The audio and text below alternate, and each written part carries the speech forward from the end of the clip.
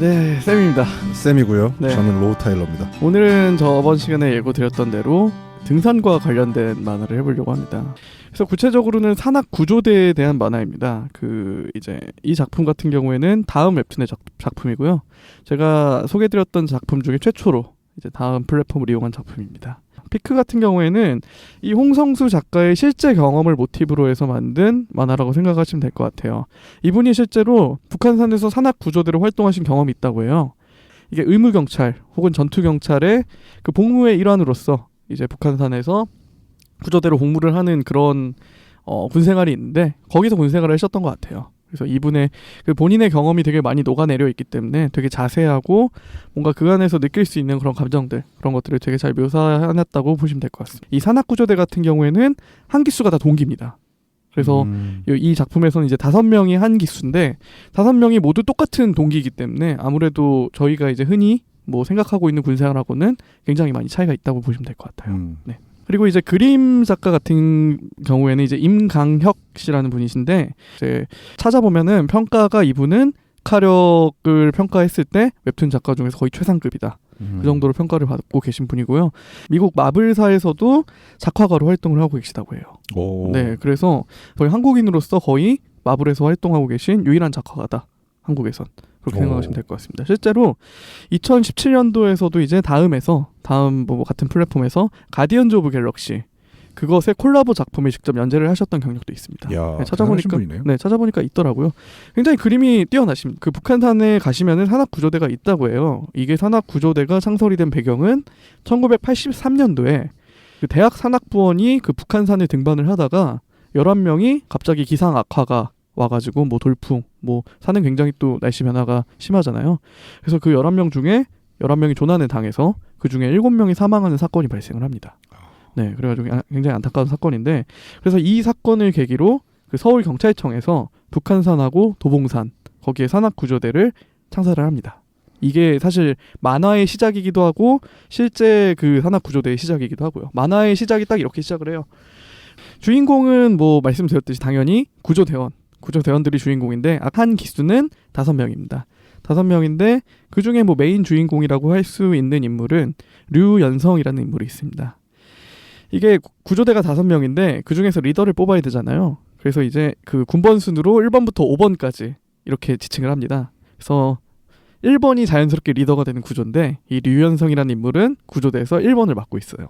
근데 당연히 그렇듯이 물론 군번도 빠르긴 하지만 실력도 굉장히 뛰어나요. 처음에는 이제 5명 모두가 산하고는 인연이 없는 사람들이에요. 실제로 일부러 산악회 작중에서 나오긴 하는데 구조대는 일부러 산악회 출신은 뽑지 않는다고 하더라고요. 왜냐하면 이건 개인적인 생각인데 자신의 실력을 과신할 수도 있고 정식으로 배우지 않으면 흔히 얘기하는 야매로 배웠다고 하잖아요. 그러면 좀 안전에도 문제가 있을 수 있으니까 아예 기초부터 가르치려고 그런 생판 모르는 사람들을 뽑는 것 같더라고요. 이 류현성이라는 인물도 사회에서는 무용을 전공하던 학생이었어요. 그러니까 신체 능력도 굉장히 뛰어나고 몸도 호리호리하고 나중 가서도 산악을 이제 등반을 하는 그런 기술이나 구조 기술이나 이런 거에서 되게 뛰어난 인물이어서 나중에는 리더로서도 굉장히 많은 인정을 받는 인물이라고 생각을 하시면 될 것 같습니다. 또 잘생겼어요. 잘생겼고 만화 안에서도 그 약간 일종의 러브라인이 좀 있긴 한데 그래서 여자들한테도 인기가 많습니다. 주인공 부종을 받았군요. 네, 거의 뭐 엄친아급 약간 그렇게 생각하시면 될 것 같습니다. 두 번째 주인공으로는 아까 구조대 1번이라고 말씀드렸잖아요. 류연성이라는 인물이. 두 번째는 구조대 2번입니다. 임배호라는 인물이고요. 이 사람 같은 경우는 사회에서 조폭 출신이에요. 네, 약간 좀 그 어깨 생활을 하다가 들어오신 분이고요. 그래서 이 사람에 관한 에피소드가 한 시즌 4인가 5인가에서 또 나오기도 해요. 왜 이 사람이 여기까지 오게 됐나 그런 에피소드 나오긴 하는데 이 사람은 구조대 2번이기 때문에 그리고 본인의 신체 능력이 굉장히 뛰어나다고 생각을 해요. 조폭 생활을 했기 때문에 복싱도 좀 배웠고 약간 그렇기 때문에 그래서 리더에 대해서 굉장히 못마땅해 합니다. 왜냐하면 너는 단순히 번호가 빨라서 리더가 된 게 아니냐. 내가 충분히 자격이 있다. 내가 앞으로 리더를 하겠다. 근데 뭐 처음엔 그렇게 이제 둘이 티격태격 하다가 워낙 그 류현성이 그 뛰어나니까 이제 뛰어난 그런 걸 보여주니까 임배우도 이제 인정을 하게 됩니다. 뭐 티격태격 갈등이라고 했지만 막 진짜 서로 죽일 듯이 그런 갈등은 아니고요. 류현성은 굉장히 조용한 캐릭터예요. 그런데 이게 뭐 말수도 별로 없고 뭐 자신에 대해서 이렇게 드러내지도 않고 약간 그런 캐릭터인데 임배우는 그렇지 않아요. 목소리도 굉장히 크고 막 좀 흔히 얘기하는 뭐 전우회라고 해야 되나요? 그런 것도 좀 굉장히 강하고 그래서 약간 작품의 감초 같은 역할을 하는 그런 인물이라고 또 생각을 하시면 될 것 같습니다. 뭐 3, 4, 5번도 있긴 한데 다 소개해드리기엔 좀 멀 것 같아서 2번까지만 소개를 드리고요. 이제 또 산악구조대장도 굉장히 중요한 인물입니다. 진태곤이라는 인물인데 이 사람 같은 경우에는 그 직업 경찰인 거죠. 직업 경찰로서 이제 구조대장의 임무를 수행하고 있는 사람인데 처음부터 등장하진 않고요. 작품 중간에 여기로 발령을 받아가지고 배치가 되는 인물입니다. 항상 카우보이 모자를 쓰고 다니고요. 되게 좀 괴짜스러운 인물이에요. 그 구조대장이 혼자 쓸 수 있는 독방이 작게 있거든요. 그 숙소에는. 근데 거기서 안 살고 자기는 산이 좋다면서 밖에 텐트를 치고 삽니다. 네, 텐트를 치고 살고요. 이제 폭포에서 뭐 냉수 목욕도 하고 북한산에서 그리고 이제 매일 아침 북한산 일출을 보러 올라가기도 하고 새벽에 굉장히 괴짜스러운 인물입니다. 그래서 처음엔 구조대원들이 이 사람을 되게 싫어해요. 뭣도 모르고 이게 산의 무서움을 모르고 이게 산에서 있다. 근데 이 사람도 알고 보면 비밀이 있습니다. 이 사람도 그 해외에서 활동을 하던 그런 클라이머여가지고 산악 기술이 굉장히 뛰어납니다. 그래서 한번 이제 좀 큰 사건이 발생했을 때 이 구조대장 진태곤이 활약을 하는 걸 보고 구조대원들도 자연스럽게 이제 이 사람을 존경을 하게 되고 또 기술도 배우게 됩니다. 뭐 스토리는 뭐 다 말씀드리긴 어려울 것 같고 그 중에서 좀 제가 기억나는 스토리를 하나 뽑아서 잠깐 말씀드리자면은 중년 남녀가 등반을 합니다. 이제 북한산에 등반을 하다가 여자분이 추락을 해요. 그 등반로가 그러니까 실제 정식 등반로가 아닌 약간 위험한 곳으로 등반을 하다가 여자분이 약간 바위로 떨어져서 여자분이 죽습니다. 이미 사망한 상태로 구조대가 도착을 한 거예요. 그래서 구조대원들이 굉장히 충격도 받고 그러다 보는데 알고 보니까 그 남녀는 부부 사이가 아니었던 거예요. 네, 이게 좀 되게 흐지부지 작품이 끝나는데 이거는 아까 말씀드렸듯이 그 스토리 작가이신 홍성수 씨가 직접 겪었던 사건이라고 합니다. 오. 네, 실제로 이런 사건이 있었고 이분도 나중에 후기에서 이게 과연 실제로 사고였는지 혹은 고의성이 있었던 거였는지 그건 자기도 모르겠다. 뭐 그런 얘기도 했었고 이런 식의 스토리가 굉장히 많아요.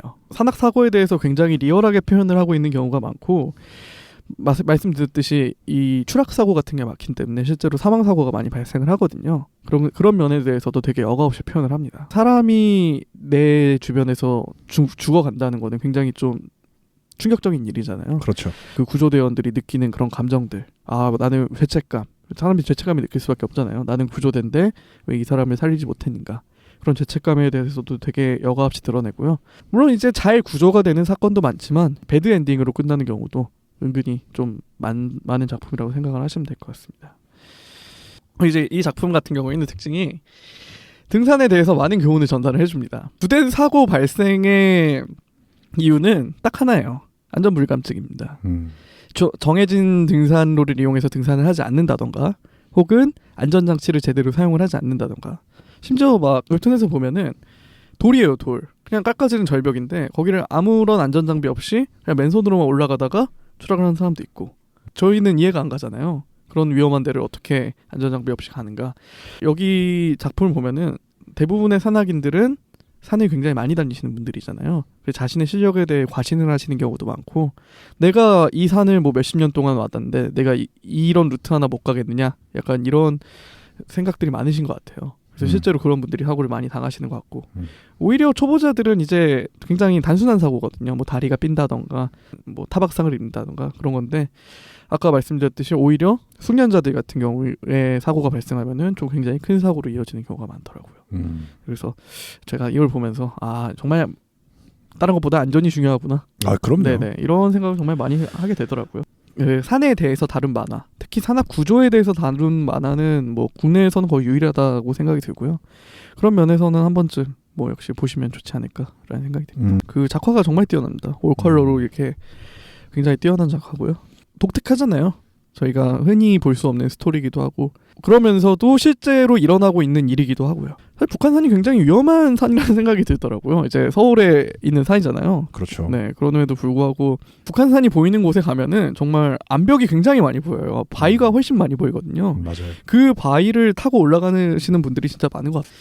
그리고 이 류현성 같은 경우에는 뭐 굉장히 재능이 뛰어난 인물이에요. 그 점도 감안을 하시고 보셔야 될 것 같습니다. 아무나 이렇게 되지는 않을 것 같아요. 그래서 피크 다음 웹툰의 작품이고요. 다음 웹툰에서 지금 검색하시면 보실 수 있고 뭐 만화카페에서도 7권의 단행본이니까 저는 좀 책을 빨리 읽는 편이긴 한데 한 2-3시간이면 그래도 완결까지 다 보실 수 있으실 것 같아요. 좋습니다. 네, 그래서 한 번쯤 보시면 좋은 작품일 것 같습니다.